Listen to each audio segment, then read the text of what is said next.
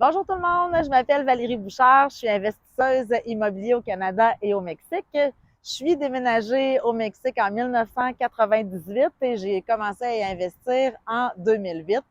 J'ai investi dans les 7 chiffres en terrain, maison, appartement, j'ai acheté sur plan, j'ai fait la location achat-rachat, location court terme, location long terme. Donc, j'ai beaucoup d'expérience dans ce magnifique pays. Je suis résidente permanente, bientôt citoyenne mexicaine. Aujourd'hui, je voulais vous parler parce que j'ai jamais vu autant d'engouement pour l'investissement au Mexique, particulièrement dans la région où je suis, la région de Riviera Maya. Il y a beaucoup d'expatriés qui veulent venir vivre au Mexique, qui veulent investir au Mexique dans une propriété rentable. Donc, je voulais vous donner quelques conseils parce que plusieurs se tournent vers l'achat de terrain et malheureusement, je vois de plus en plus de fraude immobilière et je voulais vous partager mes connaissances et mon expérience pour que votre investissement dans un terrain se passe super bien. Le premier conseil que j'ai à vous donner lors de l'achat d'un terrain, c'est d'être bien accompagné. C'est important d'avoir un courtier qui parle très bien espagnol ou qui est local et qui connaisse les lois en matière de propriété. Vous pouvez aussi engager un avocat qui va vous représenter. L'important, c'est que vous ayez quelqu'un qui travaille pour vos propres intérêts et qui va pouvoir vous expliquer exactement où est-ce que vous vous en allez. Je vais vous donner un exemple au niveau, par exemple, au Canada, parce que je vois des gens qui vont choisir des courtiers qui n'ont pas vraiment d'expérience ici, qui connaissent pas bien qu'est-ce qu'ils vendent.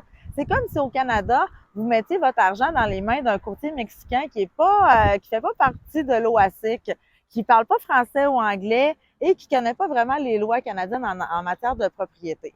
Donc, c'est super important de choisir la bonne personne pour vous accompagner dans l'achat de votre terrain. Deuxième truc pour éviter que votre investissement se transforme en cauchemar, c'est d'acheter un terrain qui est une propriété privée.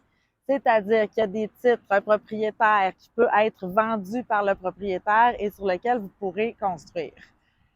Il y a un autre type de terrain qui se vend au Mexique en ce moment et c'est une mise en garde que je vous fais parce que moi, personnellement, j'achèterais pas un terrain qui s'appelle un terrain éridal.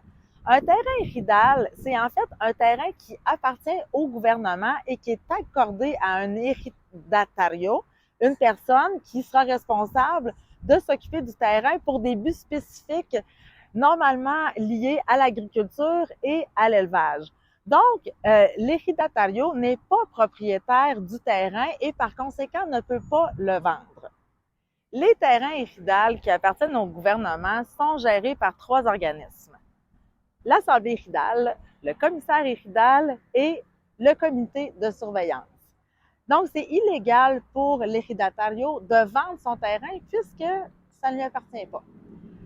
Ce qui est important de comprendre, c'est la différence entre le terrain éridal et la propriété privée. C'est que non seulement ça appartient à l'État, mais ça a été cédé pour des buts précis, souvent agricoles ou d'élevage. Donc, si vous voulez construire un centre de yoga, vous risquez d'avoir des problèmes lors de l'approbation avec l'Assemblée. De plus, c'est comme acheter avec un investissement avec une ligne budgétaire avec un point d'interrogation parce qu'on ne sait pas comment ça va coûter pour le légaliser et il y a des risques que si vous ne le légalisez pas, vous n'allez pas pouvoir faire le projet que vous voudrez sur votre terrain. Avant d'acheter un terrain éridal, contactez un bon avocat qui va pouvoir vous guider et vous expliquer exactement comment ça va se passer.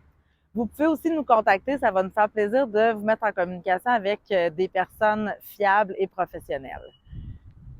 C'est un risque d'acheter un terrain éridal parce que ça peut devenir un puits sans fond d'argent pour le légaliser. Il faut que l'Assemblée éridale accepte. Vous allez avoir besoin de permis, d'approbation de différentes instances gouvernementales qui peut coûter très, très cher. Si vous ne le faites pas et que vous commencez à construire sur votre terrain éridal, tout peut bien se passer pendant 1 an, 2 ans, mais la journée que le gouvernement va vouloir reprendre le terrain et votre construction, bien, c'est vous qui allez tout perdre. Donc, c'est pour ça qu'il faut être vigilant pour pas que dans quelques années, vous ayez de mauvaises surprises. Travailler avec des professionnels, travailler avec des gens comme nous, ça va nous faire plaisir de vous aider. Donc, je vous souhaite bonne chance dans votre investissement immobilier au Mexique et j'espère vous parler très bientôt. Bye bye!